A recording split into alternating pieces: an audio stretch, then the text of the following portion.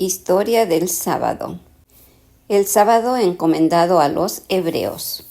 Ahora rastrearemos la historia de la verdad divina por muchas edades en conexión casi exclusiva con la familia de Abraham, para que podamos vindicar la verdad de la crítica de que pertenecía solo a los hebreos, una crítica a menudo señalada en contra del sábado, y justificar el trato de Dios con la humanidad al dejar a las naciones apóstatas a sus propios caminos. Examinaremos cuidadosamente la Biblia por las razones que guiaron a la divina providencia en la elección de la familia de Abraham como los depositarios de la verdad divina. El mundo antediluviano había sido altamente favorecido por Dios. La vida que se otorgaba a cada generación era 12 veces la de la edad actual del hombre. Por casi 1000 años, Adán, que había conversado con Dios en el paraíso, había permanecido con ellos. Antes de la muerte de Adán, Enoc comenzó su jornada santa por 300 años y luego fue trasladado para que no viera la muerte. Este testimonio de la piedad de Enoc fue un poderoso testimonio a los antediluvianos en favor de la verdad y la justicia. Además, el Espíritu de Dios luchó con la humanidad, pero la perversidad del hombre triunfó por sobre la acción moderada llena de gracia del Espíritu Santo. Vio Jehová que la maldad de los hombres era mucha en la tierra, y que todo designio de los pensamientos de su corazón eran de continuo el mal. Aún los hijos de Dios se unieron en la apostasía general. Por fin, una sola familia fue todo lo que quedó de los adoradores del Altísimo. Entonces vino el diluvio, barriendo el mundo y sus habitantes culpables con la escoba de la destrucción. Una exhibición tan terrible de la justicia divina podría bien haber sido suficiente para limitar la impiedad durante edades. Seguramente la familia de Noé no podría olvidar muy pronto esta terrible lección, pero, he aquí, rápidamente siguieron la rebelión y la apostasía, y los hombres se apartaron de Dios a la adoración de ídolos, en contra del mandato divino, separando la familia humana en naciones. La humanidad se unió en un gran acto de rebelión en la llanura de Sinar. Vamos, edifiquémonos una ciudad y una torre cuya cúspide llegue al cielo, y hagámonos un nombre por si fuéramos esparcidos sobre la faz de toda la tierra. Entonces Dios los confundió en su impiedad y los esparció desde allí sobre la faz de la tierra.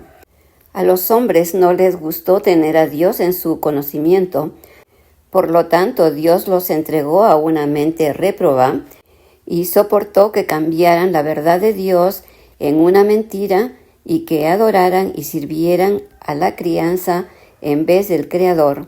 Tal fue el origen de la idolatría y de la apostasía de los gentiles. En medio de esta extendida apostasía se encontró un hombre cuyo corazón era fiel a Dios. Abraham fue elegido de una familia idólatra como el depositario de la verdad divina, el padre de los fieles, el heredero del mundo y amigo de Dios. Cuando los adoradores de Dios se encontraron solo en la familia de Noé, Dios abandonó el resto de la humanidad para que pereciera en el diluvio. Ahora que los adoradores de Dios estaban reducidos otra vez a casi una sola familia, Dios abandonó a las naciones idólatras a sus propios caminos y tomó a la familia de Abraham como su herencia especial. Yo sé, dijo Dios, que mandará a sus hijos y a su casa después de sí, que guarden el camino de Jehová, haciendo justicia y juicio, para que pudieran preservar en la tierra el conocimiento de la verdad divina y el recuerdo y adoración del Altísimo, Ellos habían de ser un pueblo separado de toda la humanidad y que habitara en una tierra propia, para estar separados de los paganos a su alrededor. Dios le dio a Abraham el rito de la circuncisión y después a su posteridad toda la ley ceremonial. Por ellos no podían poseer la tierra designada para ellos hasta que la iniquidad de los amorreos, sus habitantes, estuvieran completa para que pudieran ser expulsados delante de ellos. El horror de una gran oscuridad y el humo que vio Abraham en la visión prefiguraron el horno de hierro y la amarga servidumbre de Egipto. La familia de Abraham debía bajar más. Siguen una breve prosperidad y una larga y terrible opresión. A la larga, el poder de la opresión se rompe y el pueblo de Dios es liberado. La expiración de los 430 años de la promesa a Abraham marca la hora de la liberación de su posteridad. La nación de Israel es sacada de Egipto como el tesoro peculiar de Dios para que pudieran darles su sábado y su ley y asimismo. El salmista testifica que Dios sacó a su pueblo con gozo, con júbilo a sus escogidos, les dio las tierras de las naciones y las labores de los pueblos heredados para que guardaran los estatutos y cumplieran sus leyes. Y el Altísimo dice: Yo soy Jehová, que os santifico, que os saqué de la tierra de Egipto para ser vuestro Dios. No es que los mandamientos de Dios, su sábado y él mismo no tuvieran existencia previa, ni que el pueblo ignorara al verdadero Dios y a su ley, porque el sábado fue designado para un uso santo antes de la caída del hombre, y los mandamientos de Dios, sus estatutos y sus leyes fueron guardados por Abraham y los israelitas mismos. Cuando algunos de ellos violaron el sábado, fueron reprendidos con esta pregunta: ¿Hasta cuándo os negaréis a guardar mis mandamientos y mis leyes? Y acerca del Altísimo, el salmista exclama: Antes que nacieran los montes y formara la tierra y el mundo desde el siglo y hasta el siglo, tú eres Dios. Pero Dios debe adoptar formal y públicamente al pueblo, y éste debe adoptar su ley y el sábado y a él mismo. Pero ni el sábado, ni la ley, ni el gran dador de la ley, por su conexión con los hebreos, llegó a ser judío. El legislador realmente llegó a ser el Dios de Israel. ¿Y qué gentil rehusará adorarlo por esa razón? Pero el sábado todavía sigue siendo el sábado de Jehová, y la ley siguió siendo la ley del Altísimo. En el mes que siguió a su paso por el Mar Rojo, los hebreos llegaron al desierto de Sin. Es en este punto de su narración que Moisés menciona por segunda vez el santo día de reposo del Creador. El pueblo murmuró pidiendo pan. Jehová dijo a Moisés: Mira, yo os haré llover pan del cielo.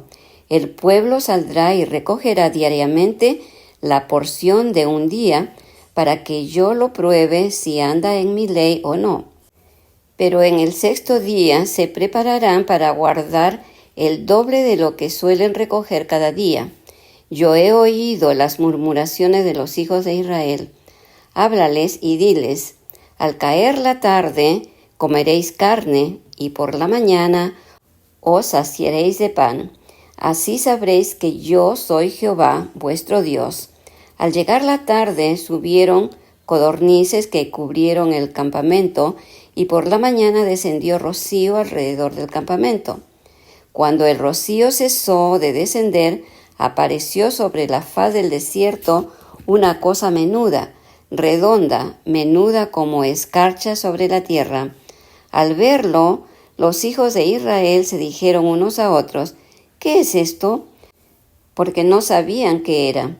Entonces Moisés le dijo: es el pan que Jehová os da para comer.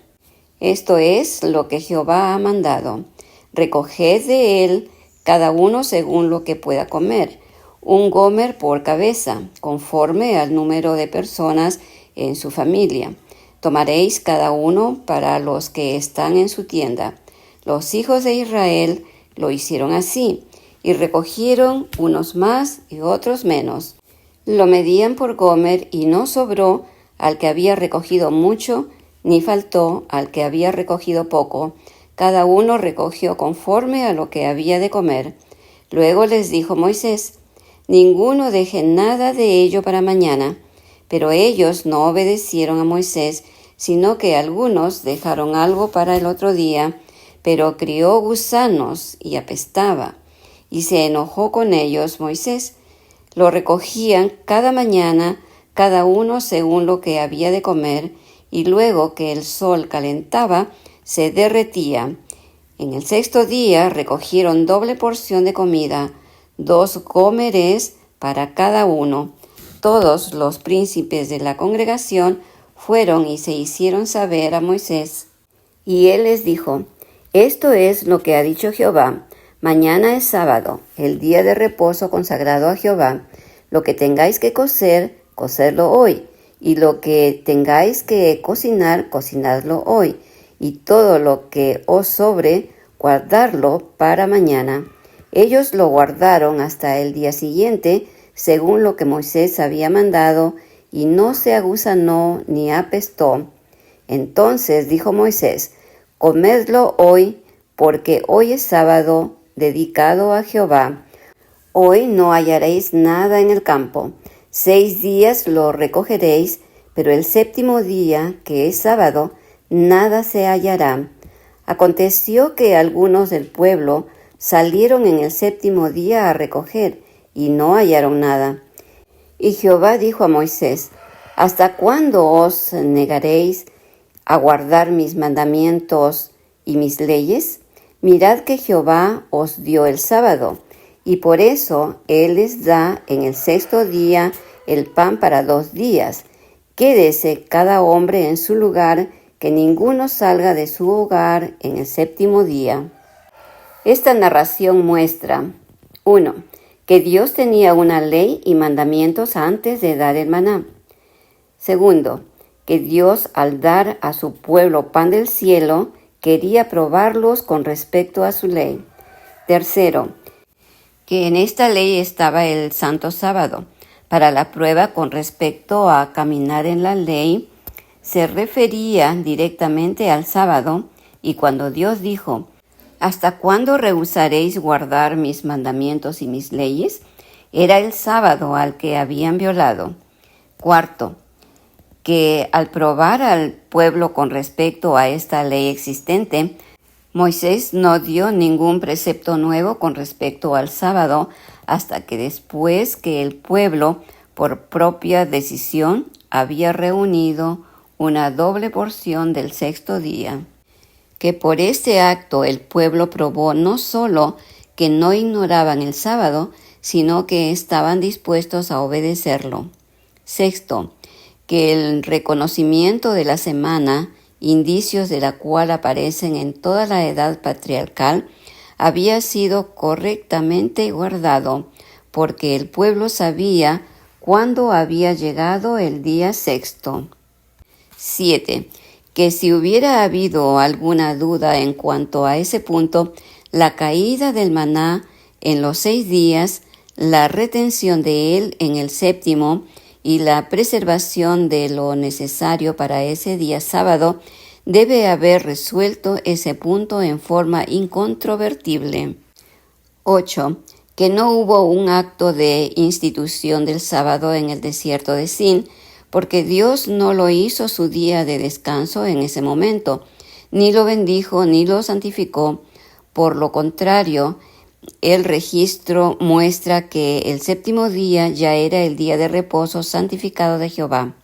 9.